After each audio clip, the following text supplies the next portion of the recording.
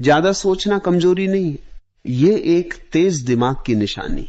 लेकिन जब यही तेज दिमाग नियंत्रण से बाहर हो जाता है, तब वही ताकत आपकी सबसे बड़ी दुश्मन बन जाती है। आपने महसूस किया होगा, रात को जब सब शांत होता है तब दिमाग सबसे ज्यादा शोर करता है। पुरानी बातें, भविष्य की चिंता, लोगों की राय, अपने फैसलों पर शक, और आप उसी सोच के चक्र में फंसते चले जाते।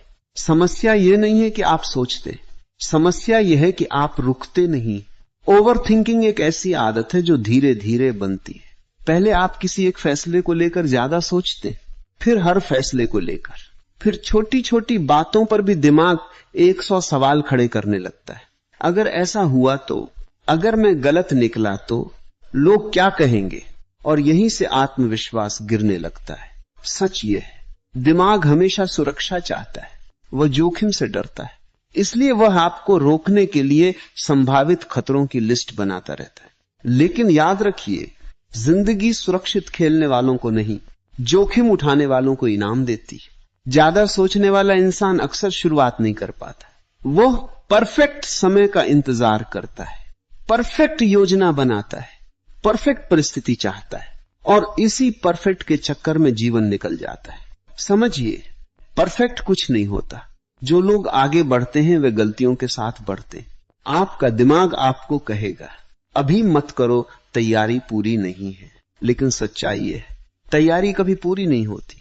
ओवर थिंकिंग की सबसे बड़ी सच्चाई यह है कि यह आपको थका देता है। बिना कुछ किए ही आप मानसिक रूप से थक जाते। आपने कोई पहाड़ नहीं चढ़ा, लेकिन दिमाग ने आपको 100 काल्पनिक पहाड़ दिखा दी, और यही थकान आपकी ऊर्जा छीन लेती है। तो समाधान क्या है? पहला कदम, अपने विचारों को सच मानना बंद करें। हर विचार सत्य नहीं होता। दिमाग कभी कभी कहानीकार बन जाता है। वह डर की कहानी लिखता है और आप उसे सच समझ लेते। जब भी नकारात्मक विचार आए, खुद से पूछिए, क्या ये तथ्य है या सिर्फ डर? दूसरा कदम, छोटा एक्शन तुरंत ले। ओवर थिंकिंग का इलाज सोच कम करना नहीं है, एक्शन बढ़ाना है।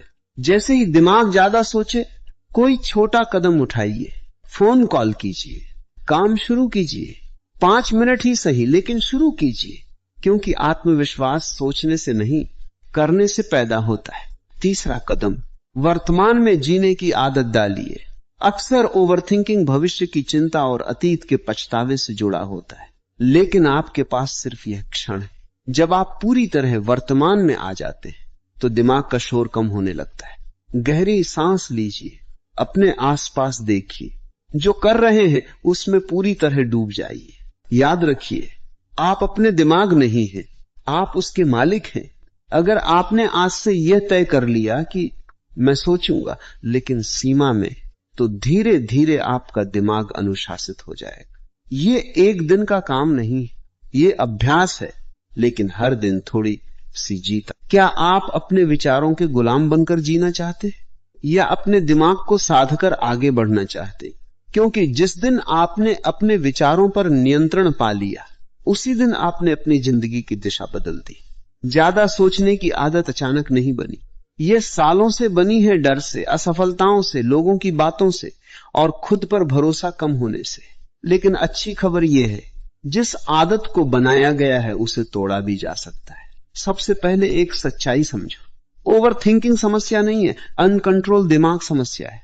दिमाग का काम सोचना है, लेकिन जब वही दिमाग बार बार एक ही बात को घुमाता रहता है तो वह सोच नहीं, मानसिक जाल बन जाता है।